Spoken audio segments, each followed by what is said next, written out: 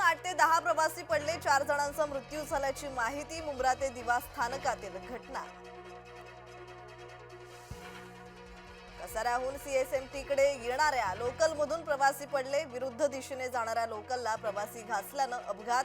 लोकलच्या जलद मार्गावर अपघात झाल्याची रेल्वे प्रशासनाची माहिती. लोकल अपघाताची चौकशी करणार मुख्यमंत्री आणि उपमुख्यमंत्र्यांची माहिती. मृतांना वाहिली श्रद्धांजली. लोकल अपघातातील जखमींवर कळवा रुग्णालयात उपचार सुरू. खासदार श्रीकांत शिंदेंकडून दुर्घटनेचा आढावा.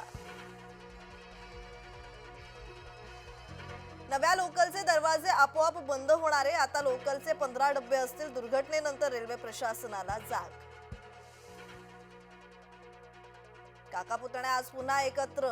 वसंतदादा शुगर इन्स्टिट्यूटच्या बैठकीला उपस्थित. कृषी क्षेत्रात एआयच्या वापराबाबत महत्त्वाची बैठकीचंही आयोजन. भाजपा प्रदेशाध्यक्ष आणि मुंबई अध्यक्ष नियुक्तीचा निर्णय लवकरच. जून अखेरपर्यंत निर्णय लागण्याची शक्यता. प्रदेशाध्यक्षपदी रवींद्र चव्हाण निश्चित असल्याची माहिती.